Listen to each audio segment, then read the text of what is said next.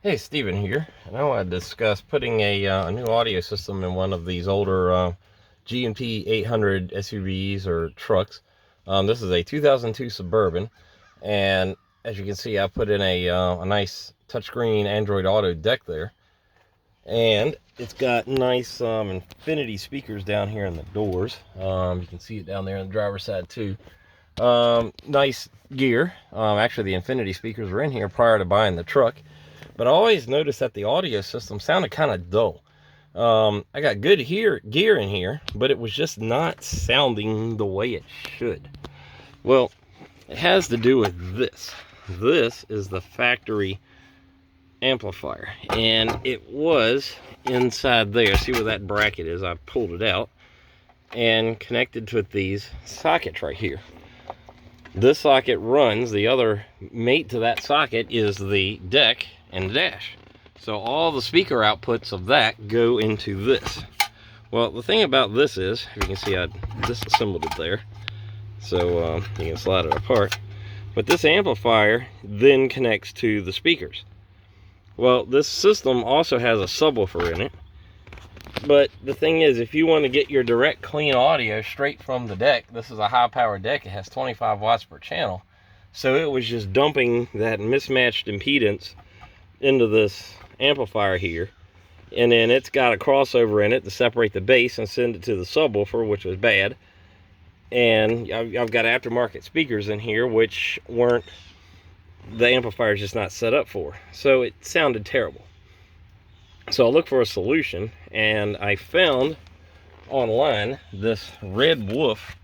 It's a socket set. It has this and it has this.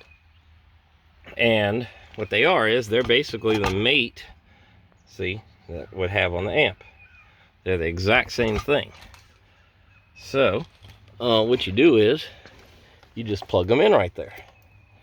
Now the trick that you need to do though is that you need to bypass it. This has both the inputs and the outputs of the speakers. And I found it online here. It's a relatively simple little setup. You just jumper it. And that's exactly what I did here. See, I just wired the wires together so the inputs and the outputs match. And it's pretty straightforward wiring. You know, this one here, which is A1, I believe it is, goes over to A9, and then of course A14 goes over to A4. So it's just the one, and you do the same thing on the bottom. You can see I just soldered and shrunk it together. Now, if you want to use the subwoofer, this piece comes with it too. And this is really cool because this line here contains the subwoofer speakers, which I believe is on that blue wire and that green wire. That orange wire there is power. You have a 25 amp line, and the black one is ground. On this one here, I believe it is, they don't match, but the, actually it's this one here. I think it's this light blue one here is your amplifier switching line. So if you hooked up your amplifier switch line at the deck, you can use the switching circuit right off of this and just tap right into it, add your other wire to it or whatever. But if you want to put an aftermarket amp right into there and drive the existing factory subwoofer circuit, you can just simply plug it in using these wires and just go right to your aftermarket amp, which works out really, really cool for that. But after I had plugged this in, the audio quality out of the out of the factory speakers was significantly better, because you're getting the straight amplified audio from the deck with no tonal changes, no crossovers, no other altercations that the amplifier was throwing into the circuit, right into it. And that's what you need to do right there. And this Red Wolf socket